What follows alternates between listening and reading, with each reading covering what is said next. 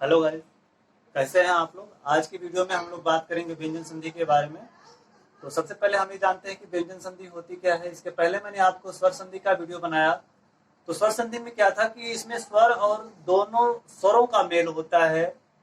तो जहां पर स्वरों का मेल होगा वहां पर स्वर संधि होगा, और जहां पर व्यंजन और स्वर या व्यंजन और व्यंजन का मेल होगा वहां पर आपकी व्यंजन संधि होगी।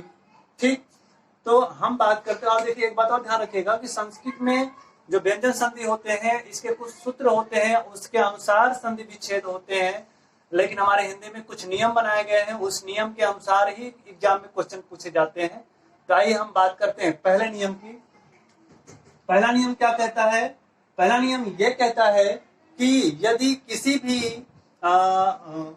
किसी वर्ग का पहला वर्ग यानी क, च, ट, त, प का मेल यदि किसी स्वर से होता है या तीसरे वर्ण से होता है या चौथे वर्ण से होता है या अंतस्थ वर्ण से, अंतस्थ व्यंजन से होता है, तो होता क्या है कि जो पहला वर्ण होता है क, च, ट, त, प, अपने ही वर्ग का, ध्यान दीजिएगा, अपने ही वर्ग का तीसरा वर्ण हो जाता है। यहाँ ग हो जाएगा, यहाँ इया हो जाएगा, सॉरी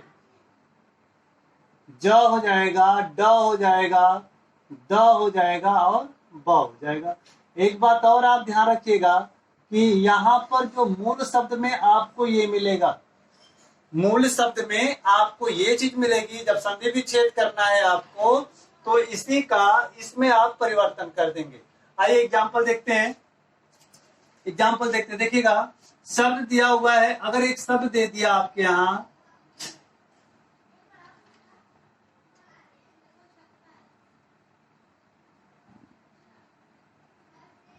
दिक् धन गज दे दिया और बोल दिया कि इससे बना हुआ शब्द क्या होगा, और ऑप्शन में आपके क्या दे देगा, इस तरह से ऑप्शन बना देगा,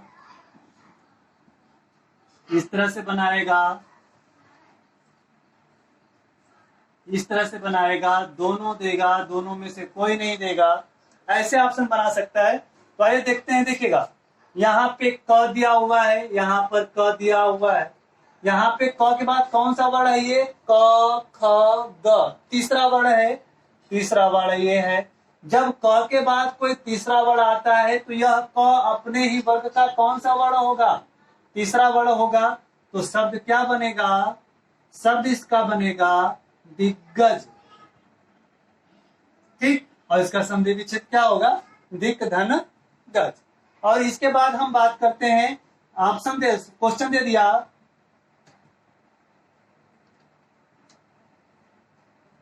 अजंत का संधि विच्छेद क्या होगा?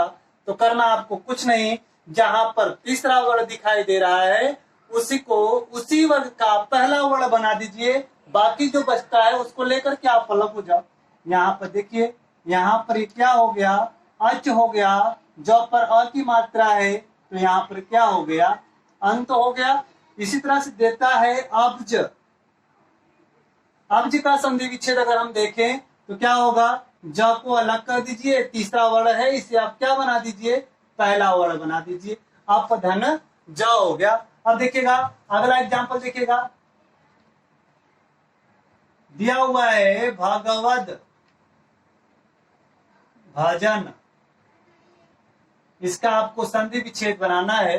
करना कुछ नहीं, हलन प्लस का चिन्ह लगाइए और जो तीसरा वर्ण है इसके बाद जो वर्ण है उसको एक शब्द कर दीजिए। क्योंकि ये एक शब्द है, भजन एक शब्द है, इसमें से ज को अलग नहीं कर सकते या जन को अलग नहीं कर सकते, क्योंकि यहाँ पर एक शब्द है आपका क्या? भजन। अब करना क्या है? इस द को आपको क्या बना देना है? त बना देना है। तो भागवत धन भजन। अब इसके बाद देखिएगा क्वेश्चन देता है सदगुण। सदगुण का संधि विच्छेद क्या होगा? तो सिंपल सी बात है, सत धन गुण। यहाँ पे पहला वर्ण है, इसका मेल ग वर्ण से हुआ, तो त किसमें परिवर्तन हुआ? यहाँ पे द में परिवर्तन हुआ। और एग्जाम्पल देखिएगा, शब्द दिया हुआ है, शब्द दिया हुआ है खडानन, शब्द दिया हुआ है खडानन, करना कुछ नहीं, आप जानते हैं कि आनन एक शब्द है, उसको अलग कर लिया। ड तीसरा वर्ण है, इसका पहले वर्ण में परिवर्तन होगा तो क्या होगा, खट धन आनन। इसके बाद देता है सज्जन, सज्जन देता है तो क्या होगा, यहां पर देखिएगा ये ज है ना, ज किसमें परिवर्तन होगा, एक मिनट, सॉरी यहां पे नियम नहीं लगेगा। अगला एग्जाम्पल देखिएगा, सद्भावना है, सद्भावना, सद्भावना का मतलब क्या हुआ, सत धन भावना, सत धन भावना, चौथा वर्ण है ये, आया समझ में।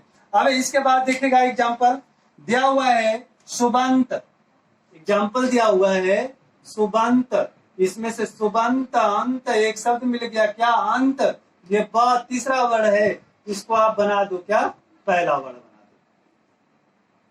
आएगा समझ में, तो हो जाएगा क्या, सुबंत। आइए आप हम अगले नियम की बात करेंगे, अगर आप इसका स्क्रीनशॉट लेना चाहते हैं तो आप ले सकते हैं। अब हम बात करेंगे व्यंजन संधि के अगले नियम के बारे में। अगला नियम क्या कहता है, अगला नियम ये कहता है कि यदि किसी भी वर्ग का पहला अक्षर यानी क च ट त प का मेल वस्तुतः यदि न और म से होता है तो क च ट त प अपने ही वर्ग के पांचवें अक्षर में परिवर्तित हो जाते हैं, अपने ही वर्ग के पांचवें वर्ण में परिवर्तित है। देखिए नियम है, ये नियम क्या है कि यदि क च ट त प का मेल यदि न या म से होता है तो इसमें परिवर्तन क्या होगा कि क वर्ग या च ट त प का जो पहला वर्ण है वह अपने ही वर्ग का तीसरे वर्ण में सॉरी पांचवें वर्ण में परिवर्तित होगा। अब देखिएगा क्वेश्चन देखिए दिया है, इस तरह से दिया हुआ है वांग्मय, ठीक। अब देखिएगा वांग्मय शब्द दिया हुआ है तो इसका हमें संधि विच्छेद करना है, तो देखिएगा अंज्ञा का प्रयोग संधि में इस नियम में होता है। किस कंडीशन में यह अंज्ञा होगा, जब क के बाद यदि न या म में से कोई भी वर्ण होगा तो यहाँ पर मैं को अलग कर दिया तो म मिल जाएगा, और इस अंज्ञा को अगर हम क बना दें तो वात धन मय हो जाएगा। देखिएगा क के बाद म हुआ, क के बाद म हुआ, तो क का परिवर्तन किस में हुआ, अंज्ञा में हुआ। इसी तरह से देखिएगा दिया हुआ है खड़मुख, खड़मुख दिया हुआ है, संधि विच्छेद क्या होगा इसका, कुछ नहीं होगा, मुख को आप अलग कर दो, ड़ है, ड़ का पहला वर्ण कर दो, क्या हो जाएगा, खट धन मुख। और भी एग्जाम्पल है इसमें, जैसे देखिएगा जगन्नाथ दिया हुआ है, शुद्ध वर्तनी में कई बार इसका पूछा जाता है, जगन्नाथ होगा कि जगतनाथ होगा कि जगन्नाथ होगा, इसमें शुद्ध वर्तनी में कई बार पूछा गया है। जगन्नाथ है तो देखिएगा यहाँ पर न आया है तो न किस में परिवर्तित होगा, त में होगा। कब होगा, जब इस त के बाद न होगा तो देखिएगा एक शब्द आपको मिल गया, क्या, जगत और क्या, नाथ। देखिएगा त है, त के बाद न आया है ये, तो त किस में परिवर्तित होगा, न में, तो यह क्या, त किस में परिवर्तित होगा, न में, यह नाथ इसके साथ है ही, और यह इसके साथ क्या जुड़ गया, जगन्नाथ, ठीक। और इसी तरह से देखिएगा शब्द दिया हुआ है चिन्मय, चिन्मय शब्द दिया हुआ है, इसका संधि विच्छेद क्या होगा, न को इसका पहला वर्ण बता दो तो चित्त धन मय। एक बात आप हमेशा याद रखेंगे कि इस व्यंजन संधि में संधि विच्छेद करते समय प्लस के पहले आप हलंत का चिन्ह लगाना ना भूलें, अगर हलंत का चिन्ह नहीं है तो उसमें व्यंजन संधि नहीं हो सकती, ठीक। अब इसी तरह से देखिएगा तन्मय है, तन्मय का संधि विच्छेद क्या हो जाएगा, तत् धन मय। इस नियम के द्वारा इससे अलग कोई संधि नहीं पूछ सकता, ठीक। आइए अब हम अगले नियम की बात करेंगे। अगर स्क्रीनशॉट लेना चाहते हैं तो ले सकते हैं आप। आइए अगले नियम की बात करते हैं हम। देखिएगा अगला नियम क्या है, अगला नियम ये है यदि किसी भी हर्ष स्वर का मेल यदि छाता छ से होता है तो इस छ के पहले आधा च जुड़ जाता है। इस बात यानी कि किसी भी जगह अगर कंडीशन ये होता है तो इसमें होगा कुछ नहीं। देखिएगा, जैसे मैं एक एग्जांपल लिखता हूं, इसमें शब्द दिया हुआ है अनुच्छेद, और देखिएगा च अलग से जुड़ा हुआ है। किस कंडीशन में? यदि ह्रस्व स्वर के बाद यदि छ आए तब, यानी हम इसका संधि विच्छेद करते समय अनु प्लस छेद कर दें तो यहां से उ स्वर मिल गया, यहां से छेद छ मिल गया, तो उ और छ के मेल से इसमें आधा च क्या होगा? जुड़ जाएगा। इसी तरह से देखिएगा, मैं लिख दिया विच्छेद। विच्छेद का मतलब क्या हुआ कि यहाँ पर वी हो गया और यहाँ पर छेद हो गया। तो देखिएगा, इसका सिंपल सा ट्रिक है कि कहीं पर भी च छ लगा हुआ कोई शब्द अगर आपको मिलता है तो आपको करना कुछ नहीं है, इस च को हटा करके बाकी शब्द को इसी च के यहाँ आप प्लस का चिन्ह लगा दे, बस। ठीक। अब देखिएगा, इसी तरह से देखिएगा, इसका अगर हम एग्जांपल दें, स्वच्छंद, सॉरी यहां च होगा, स्वच्छंद। ठीक। अब इसका संधि विच्छेद बनाने के लिए बोल दिया गया तो आप करेंगे क्या? इस च को हटा देंगे, बाकी सब बातें उसी तरह से, बाकी सब बातें आपका उसी तरह से। इसी तरह से अगर हम देखें परिच्छेद, और परिच्छेद देखिएगा शुद्ध वर्तनी में भी कई बार पूछा जाता है। परिच्छेद करना कुछ नहीं, आपको हटा देना है च को और शब्द आपका क्या बन गया? परिधन छेद। तो इस नियम को आप याद रखेंगे, कहीं पर भी च और छ की छ वर्ण दिखाई दे तो आपको करना कुछ नहीं है, बस वहां से च को हटा करके वहां पर प्लस का चिन्ह लगा करके आप सीधे संधि विच्छेद कर सकते हैं। आइए अगले नियम की बात करते हैं। छोटे छोटे नियम है, इसको हम लोग जल्दी से समझ लें, और इसके बाद जब जहां पर संधि पूरी हुई आप लोगों का एक टेस्ट होगा, और वह टेस्ट में ऐसे एग्जाम्पल आपसे पूछे जाएंगे जो आपके लिए इम्पोर्टेंट है। तो अगर आप हमारे वीडियो को सब्सक्राइब नहीं किए हैं तो प्लीज इसे आप सब्सक्राइब करिएगा। ठीक। अगला नियम देखिए क्या बोलता है। अगला नियम देखिए बोलता है कि यदि त के बाद च या छ हो तो त का च हो जाता है। देखिएगा, ये नियम है कि यदि त के बाद च या छ आता है तो त का किसमें परिवर्तन होगा? च में। एग्जाम्पल देखिएगा, हमने लिख दिया उच्चारण। उच्चारण का संधि विच्छेद क्या होगा? देखिएगा, यानी कि इसका कंडीशन त का च होगा, यानी कंडीशन इसका क्या होगा? देखिएगा, ये कंडीशन होगा या तो ये कंडीशन होगा। इस कंडीशन में आपको करना क्या है कि इसको और इसको क्या कर देना है? च बना देना है। ऐसा ही कंडीशन इसके पहले वाले नियम में आया था, लेकिन उसमें क्या था? उसमें च के पहले क्या होना चाहिए? ह्रस्व स्वर होना चाहिए। देखिएगा, यहाँ पे उच्चारण है, यहाँ पर शब्द क्या बनेगा? उत्धन चारण।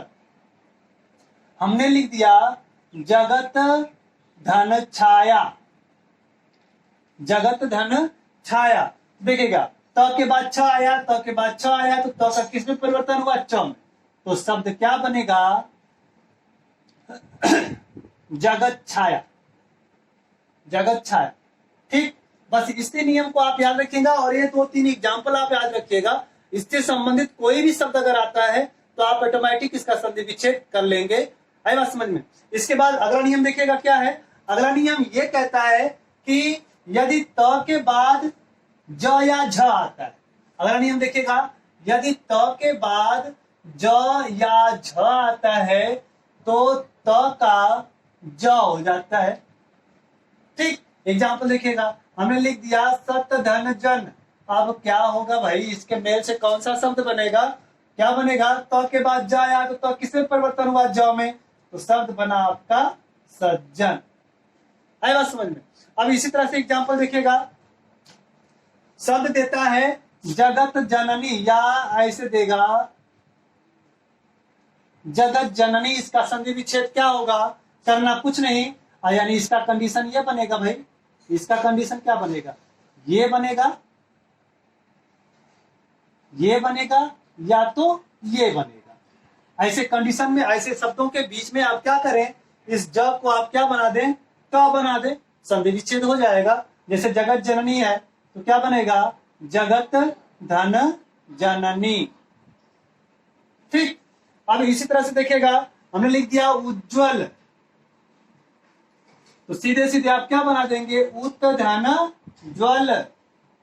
उत धन शुद्धवर्तनी में कई बार पूछा गया, इसको ध्यान रखेंगे। उसी तरह से देखिएगा, एक शब्द दिया है उज्झटिका। उज्झटिका करना कुछ नहीं है, उत को आप अलग कर दो, इधर एक तरफ क्या कर दो, झटिका। ठीक, आइए अब अगले नियम की बात करते हैं। अगला नियम देखिए बिल्कुल आसान है, उसमें कुछ भी सोचना नहीं है आपको। यदि आपने हमारे चैनल को लाइक सब्सक्राइब नहीं किया है तो प्लीज आप इसे करिएगा। देखिएगा, अगला नियम है, यदि त के बाद ल आता है तो त का ल हो जाता है। सिंपल सा उदाहरण है ये। ठीक, उदाहरण देखिएगा, यदि हमने लिख दिया उल्लास, इसका संधि विच्छेद क्या होगा, करना कुछ नहीं, उत धन लास। त के बाद ल आया तो त किसमें परिवर्तित हो गया, ल में।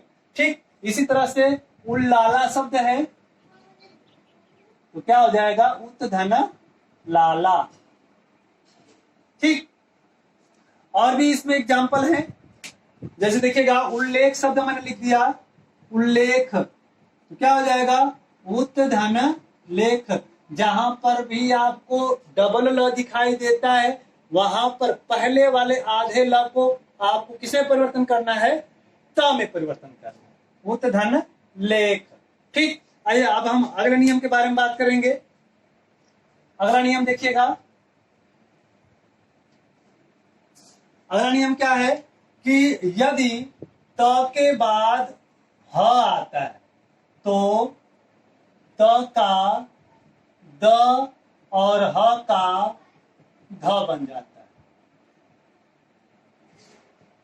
ठीक, आप ध्यान से देखिएगा इस एग्जाम्पल को, इससे शुद्धवर्तनी भी आपका सही होगा और एग्जाम्पल भी आपको समझ में आएगा। देखिएगा, त और ह, त के बाद यदि ह आता है तो त का द में, ह का ध में परिवर्तन होता है। जैसे देखिएगा, हमने लिख दिया तद्धित,